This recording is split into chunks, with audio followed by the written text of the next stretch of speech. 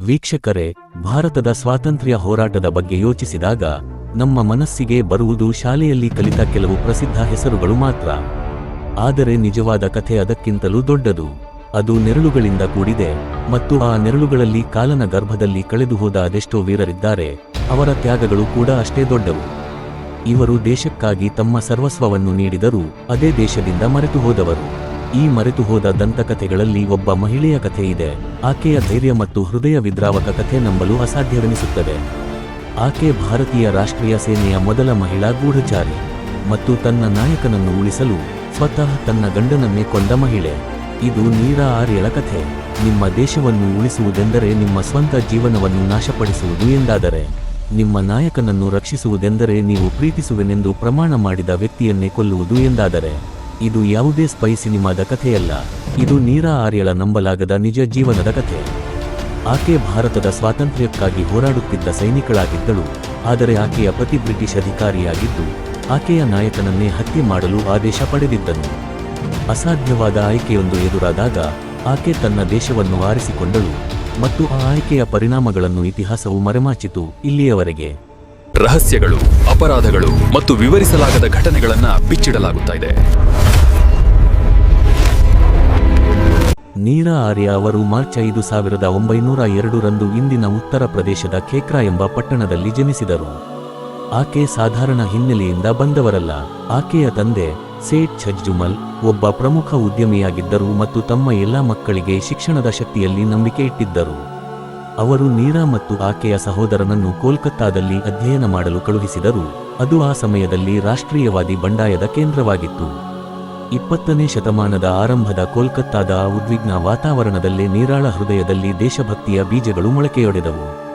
ಆಕೆಯ ವಯಸ್ಸಿನ ಇತರ ಹುಡುಗಿಯರು ಹೆಚ್ಚು ಸಾಂಪ್ರದಾಯಿಕ ಜೀವನ ಮಾರ್ಗಗಳತ್ತ ಗಮನ ಹರಿಸುತ್ತಿದ್ದರೆ, ನೀರಾ ಸ್ವಾತಂತ್ರ್ಯ ಮತ್ತು ಸ್ವರಾಜ್ಯದ ಕ್ರಾಂತಿಕಾರಿ ವಿಚಾರಗಳಿಗೆ ಆಕರ್ಷಿತಳಾದಳು. ಆಕೆಯ ಕುಟುಂಬವು ಆರ್ಯ ಸಮಾಜದಿಂದ ಪ್ರಭಾವಿತವಾಗಿತ್ತು. ಇದು ಪ್ರಗತಿಪರ ಆದರ್ಶಗಳನ್ನು ಪ್ರೋತ್ಸಾಹಿಸುವ ಒಂದು ಸುಧಾರಣಾ ಚಳುವಳಿಯಾಗಿತ್ತು ಮತ್ತು ಇದು ಆಕೆಯ ತೀವ್ರವಾದ ಕರ್ತವ್ಯ ಪ್ರಜ್ಞೆಯನ್ನು ರೂಪಿಸಿತು. ಒಬ್ಬ ಮಹಿಳೆಯಾಗಿ ತನ್ನ ದೇಶದ ಹೋರಾಟದಲ್ಲಿ ಪ್ರಮುಖ ಪಾತ್ರವನ್ನು ವಹಿಸಬೇಕೆಂದು ಅದು ಆಕೆಗೆ ಕಲಿಸಿತು. ಆಕೆ ಬೆಳೆದಂತೆ ಆಕೆಯ ಸಂಕಲ್ಪವೂ ಬೆಳೆಯಿತು. ಸ್ವಾತಂತ್ರ್ಯದ ಕೂಗು ಜೋರಾಗುತ್ತಿತ್ತು ಮತ್ತು ಒಂದು ಹೆಸರು ಎಲ್ಲಕ್ಕಿಂತ ಹೆಚ್ಚಾಗಿ ಮೊಳಗುತ್ತಿತ್ತು: ನೇತಾಜಿ ಸುಭಾಷ್ ಚಂದ್ರ ಬೋಸ್. ಯಾವುದೇ ವಿಧಾನದಿಂದ ಮುಕ್ತ ಭಾರತವನ್ನು ಸಾಧಿಸುವ ಅವರ ದೃಷ್ಟಿ ನೀರಾಳ ಭಾವೋದ್ರಿಕ್ತ ಆತ್ಮಕ್ಕೆ ನೇರವಾಗಿ ನಾಟಿತು. ಅವರು ಬ್ರಿಟಿಷರನ್ನು ಓಡಿಸಲು ಇಂಡಿಯನ್ ನ್ಯಾಷನಲ್ ಆರ್ಮಿ ಅಥವಾ ಆಜಾದ್ ಹಿಂದ್ ಫೌಜ್ ಅನ್ನು ನಿರ್ಮಿಸುತ್ತಿದ್ದರು ಮತ್ತು ಈ ಸೈನ್ಯದೊಳಗೆ ಅವರು ನಿಜವಾಗಿಯೂ ಕ್ರಾಂತಿಕಾರಕವಾದದ್ದನ್ನು ಮಾಡಿದರು. ಅವರು ರಾಣಿ ಆಫ್ ಝಾನ್ಸಿ ರೆಜಿಮೆಂಟ್ ಅನ್ನು ರಚಿಸಿದರು. ಇದು ಸಂಪೂರ್ಣವಾಗಿ ಮಹಿಳೆಯರ ಯುದ್ಧ ಘಟಕವಾಗಿತ್ತು. ನೀರಾಗೆ ಇದು ತನ್ನ ಜೀವನದ ಕರೆ ಎನಿಸಿತು. 1942 ರಲ್ಲಿ ಅವರು ಈ ರೆಜಿಮೆಂಟ್ಗೆ ಸೇರಿ ತಮ್ಮ ಜೀವನವನ್ನು ಈ ಉದ್ದೇಶಕ್ಕಾಗಿ ಮುಡಿಪಾಗಿಟ್ಟರು. ನೀರಾ ಭಾರತವನ್ನು ಸ್ವತಂತ್ರಗೊಳಿಸಲು ತನ್ನ ಜೀವನವನ್ನು ಮುಡಿಪಾಗಿಡುತ್ತಿದ್ದಾಗ ಆಕೆಯ ಆಳವಾದ ತೊಡಗಿಸಿಕೊಳ್ಳುವಿಕೆಯ ಬಗ್ಗೆ ಅರಿಯದ ಆಕೆಯ ಕುಟುಂಬ ಆಕೆಯ ಮದುವೆಯನ್ನು ನಿಶ್ಚಯಿಸಿತು. ಅವರು ಆಯ್ಕೆ ಮಾಡಿದ ವ್ಯಕ್ತಿ ಶ್ರೀಕಾಂತ್ ಜೈರಂಜನ್ ದಾಸ್, ಒಬ್ಬ ವಿದ್ಯಾವಂತ, ಉನ್ನತ ಶ್ರೇಣಿಯ ಅಧಿಕಾರಿ. ಆದರೆ ಒಂದೇ ಒಂದು ದೊಡ್ಡ ಸಮಸ್ಯೆ ಇತ್ತು: ಶ್ರೀಕಾಂತ್ ಬ್ರಿಟಿಷ್ ಆಡಳಿತಕ್ಕೆ ತೀವ್ರ ನಿಷ್ಠಾವಂತನಾಗಿದ್ದ. ಅವನು ಬ್ರಿಟಿಷರಿಗಾಗಿ ಕೆಲಸ ಮಾಡುವ ಸಿಐಡಿ ಇನ್ಸ್ಪೆಕ್ಟರ್ ಆಗಿದ್ದ ಮತ್ತು ನೀರಾ ನಾಶ ಮಾಡಲು ಶಪಥ ಮಾಡಿದ್ದ ಅದೇ ವಸಾಹತುಶಾಹಿ ಆಡಳಿತವನ್ನು ಎತ್ತಿ ಹಿಡಿಯುವುದೇ ಅವನ ಕೆಲಸವಾಗಿತ್ತು. ಅವರ ವಿವಾಹವು ಎರಡು ಸಂಪೂರ್ಣವಾಗಿ ವಿರುದ್ಧವಾದ ಜಗತ್ತುಗಳ ನಡುವಿನ ಘರ್ಷಣೆಯಾಗಿತ್ತು. ಮನೆಯು ನಿಷ್ಠೆಯಿಂದ ವಿಭಜಿಸಲ್ಪಟ್ಟಿತ್ತು. ಒಂದೆಡೆ ನೀರಾ ಇಂಡಿಯನ್ ನ್ಯಾಷನಲ್ ಆರ್ಮಿಯ ಸೈನಿಕ ಮತ್ತು ಗೂಢಚಾರಿಯಾಗಿ ದ್ವಿಪಾತ್ರ ಜೀವನವನ್ನು ನಡೆಸುತ್ತಿದ್ದಳು. ಇನ್ನೊಂದೆಡೆ ಆಕೆಯ ಪತಿ ಬ್ರಿಟಿಷ್ ಸಾಮ್ರಾಜ್ಯದ ಏಜೆಂಟ್, ಅವಳಂತಹ ಸ್ವಾತಂತ್ರ್ಯ ಹೋರಾಟಗಾರರನ್ನು ಬೇಟೆಯಾಡುವ ಕೆಲಸದಲ್ಲಿದ್ದ. ಆ ಒತ್ತಡವನ್ನು ನೀವು ಊಹಿಸಬಲ್ಲಿರ.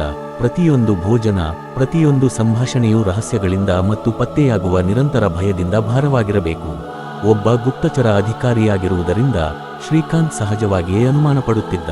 ಅವನು ಆಕೆಯ ಚಟುವಟಿಕೆಗಳು, ಆಕೆಯ ಗೈರುಹಾಜರಿಗಳು ಮತ್ತು ರಾಷ್ಟ್ರೀಯವಾದಿ ಉದ್ದೇಶಕ್ಕೆ ಆಕೆಯ ಆಳವಾದ ಬದ್ಧತೆಯನ್ನು ಪ್ರಶ್ನಿಸಲು ಪ್ರಾರಂಭಿಸಿದ. ಆಕೆ ಐಎನ್ಎ ಜೊತೆ ಸಂಪರ್ಕ ಹೊಂದಿದ್ದಾಳೆಂದು ಅವನಿಗೆ ತಿಳಿದಿತ್ತು ಮತ್ತು ಅವನು ತನ್ನ ನಾಯಕ ನೇತಾಜಿ ಸುಭಾಷ್ ಚಂದ್ರ ಬೋಸ್ ಅವರ ಯೋಜನೆಗಳ ಬಗ್ಗೆ ಮಾಹಿತಿ ಪಡೆಯಲು ಆಕೆಯನ್ನು ಒತ್ತಾಯಿಸುತ್ತಿದ್ದ. ಆದರೆ ನೀರಾ ಬಗ್ಗಲಿಲ್ಲ. ಆಕೆಯ ರಾಷ್ಟ್ರದ ಬಗೆಗಿನ ನಿಷ್ಠೆಯೇ ಮೊದಲ ಆದ್ಯತೆಯಾಗಿತ್ತು. ಆಕೆ ತನ್ನ ನಾಯಕನಿಗೆ ಅಥವಾ ತನ್ನ ಉದ್ದೇಶಕ್ಕೆ ದ್ರೋಹ ಮಾಡಲು ನಿರಾಕರಿಸಿದಳು. ಇದು ಅವರ ಮದುವೆಯಲ್ಲಿ ಒಂದು ದುರಂತಕ್ಕೆ ದಾರಿ ಮಾಡಿಕೊಡುವ ಆಳವಾದ ಬಿರುಕನ್ನು ಸೃಷ್ಟಿಸಿತು. ಅವರ ಮನೆಯಲ್ಲಿ ಹೊಗೆಯಾಡುತ್ತಿದ್ದ ಸಂಘರ್ಷವು ಅತ್ಯಂತ ವಿನಾಶಕಾರಿ ರೀತಿಯಲ್ಲಿ ಸ್ಫೋಟಗೊಳ್ಳುವುದು ಖಚಿತವಾಗಿತ್ತು. ಶ್ರೀಕಾಂತ್ ಜೈರಂಜನ್ ದಾಸ್ ತನ್ನ ಬ್ರಿಟಿಷ್ ಸಿಐಡಿ ಅಧಿಕಾರಿಯ ಪಾತ್ರದಲ್ಲಿ ತನ್ನ ಅಂತಿಮ ನಿಯೋಜನೆಯನ್ನು ಪಡೆದನು, ನೇತಾಜಿ ಸುಭಾಷ್ ಚಂದ್ರ ಬೋಸ್ ಅವರನ್ನು ಹತ್ಯೆ ಮಾಡುವುದು.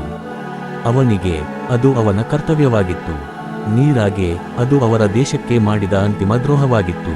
ಶ್ರೀಕಾಂತ್ ನೇತಾಜಿಯವರೊಂದಿಗೆ ರಹಸ್ಯ ಸಭೆಯಲ್ಲಿದ್ದ ನೀರಾಳನ್ನು ಹಿಂಬಾಲಿಸಿದಾಗ ಆ ಕ್ಷಣ ಬಂದಿತು. ಅವರು ಹೊರಡುತ್ತಿದ್ದಂತೆ ಅವನು ಗುಂಡು ಹಾರಿಸಿದ. ಗುಂಡು ನೇತಾಜಿಗೆ ತಗುಲಲಿಲ್ಲ, ಆದರೆ ಅವರ ಚಾಲಕನಿಗೆ ತಗುಲಿ ಆತ ಸಾವನ್ನಪ್ಪಿದ. ಆ ಕ್ಷಣದಲ್ಲಿ ತನ್ನ ಪತಿ ಮತ್ತೆ ಗುಂಡು ಹಾರಿಸಲಿದ್ದಾನೆ ಎನ್ನುವಾಗ ನೀರಾ ಹೃದಯ ವಿದ್ರಾವಕ ಆಯ್ಕೆಯನ್ನು ಎದುರಿಸಿದಳು. ತನ್ನ ನಾಯಕನ ಕೊಲೆಯನ್ನು ಸುಮ್ಮನೆ ನೋಡುವುದು ಅಥವಾ ತಾನು ಮದುವೆಯಾದ ವ್ಯಕ್ತಿಯನ್ನು ತಡೆಯುವುದು. ನೀರಾಗೆ ಅಲ್ಲಿ ಯಾವುದೇ ಆಯ್ಕೆ ಇರಲಿಲ್ಲ. ಆಕೆಯ ದೇಶವೇ ಮೊದಲು.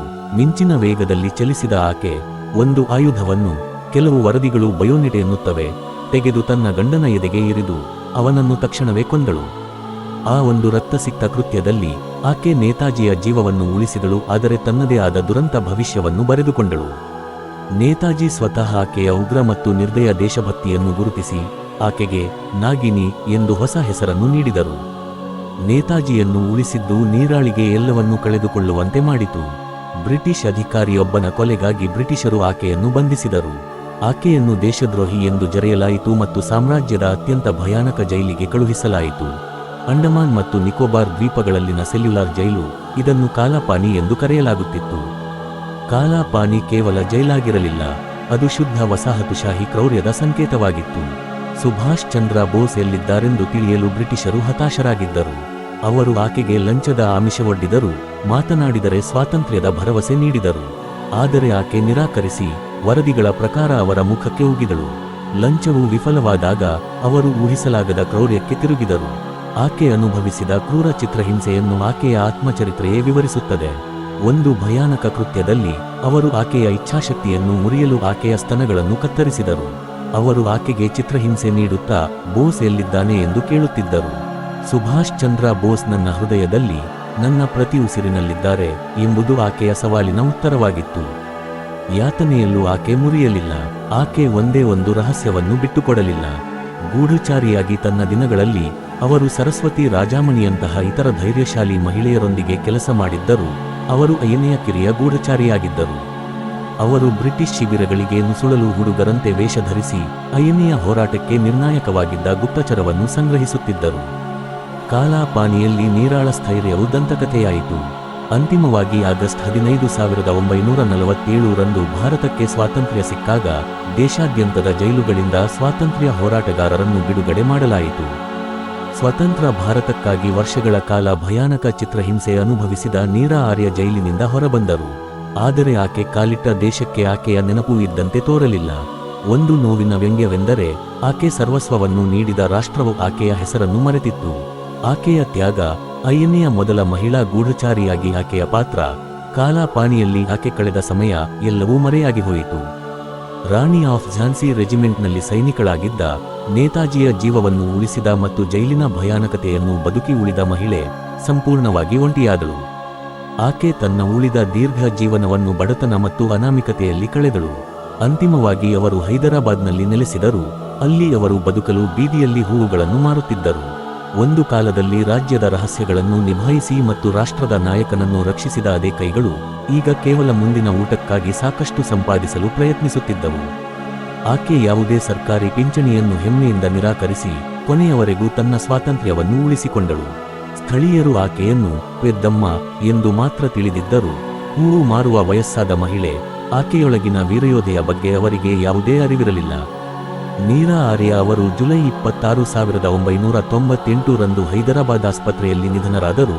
ಅವರು ಸ್ವತಂತ್ರಗೊಳಿಸಲು ಸಹಾಯ ಮಾಡಿದ ದೇಶದಿಂದ ಬಹುತೇಕ ಅಜ್ಞಾತರಾಗಿ ಮತ್ತು ಗೌರವಿಸಲ್ಪಡದೆ ಉಳಿದರು.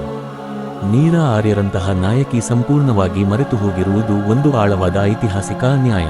ನಮ್ಮ ಸ್ವಾತಂತ್ರ್ಯವು ಸಾವಿರಾರು ಹಾಡಿ ಹೊಗಳದ ವೀರರ ಬೆನ್ನ ಮೇಲೆ ನಿರ್ಮಿಸಲ್ಪಟ್ಟಿದೆ ಎಂಬುದಕ್ಕೆ ಅವರ ಕಥೆಯು ಒಂದು ಶಕ್ತಿಯುತ ಜ್ಞಾಪನೆಯಾಗಿದೆ. ಅವರನ್ನು ನೆನಪಿಟ್ಟುಕೊಳ್ಳುವುದು ನಮ್ಮ ಕರ್ತವ್ಯ. ಅವರ ಧೈರ್ಯದ ಕಥೆ ಹೇಳಲೇಬೇಕು ಎಂದು ನೀವು ನಂಬುವುದಾದರೆ ದಯವಿಟ್ಟು ಇದನ್ನು ಹಂಚಿಕೊಳ್ಳಿ ಮತ್ತು ನೀರಾ ಆರ್ಯಳ ಪರಂಪರೆ ಇತಿಹಾಸದ ನೆರಳಿನಲ್ಲಿ ಮತ್ತೆ ಕಳೆದು ಹೋಗದಂತೆ ಖಚಿತಪಡಿಸಿಕೊಳ್ಳಲು ನಮಗೆ ಸಹಾಯ ಮಾಡಿ. ನೀರಾ ಆರ್ಯಳ ಜೀವನವು ನಂಬಲಾಗದ ಧೈರ್ಯ ಮತ್ತು ದುರಂತ ವ್ಯಂಗ್ಯದ ಕಥೆಯಾಗಿದೆ. ಆಕೆ ಒಬ್ಬ ಸೈನಿಕಳು, ಗೂಢಚಾರಿ ಮತ್ತು ದೇಶಭಕ್ತೆಯಾಗಿದ್ದು, ನಮ್ಮಲ್ಲಿ ಹೆಚ್ಚಿನವರು ಊಹಿಸಲು ಸಾಧ್ಯವಾಗದ ಆಯ್ಕೆಯನ್ನು ಮಾಡಿದರು. ಆಕೆ ತನ್ನ ಕುಟುಂಬಕ್ಕಿಂತ ತನ್ನ ದೇಶವನ್ನು ಆರಿಸಿಕೊಂಡಳು, ಬಹುತೇಕ ಯಾರನ್ನಾದರೂ ಮುರಿಯಬಲ್ಲ ಚಿತ್ರಹಿಂಸೆಯನ್ನು ಸಹಿಸಿಕೊಂಡಳು ಮತ್ತು ಇದೆಲ್ಲವನ್ನು ಸ್ವತಂತ್ರ ಭಾರತದ ಕನಸಿಗಾಗಿ ಮಾಡಿದಳು.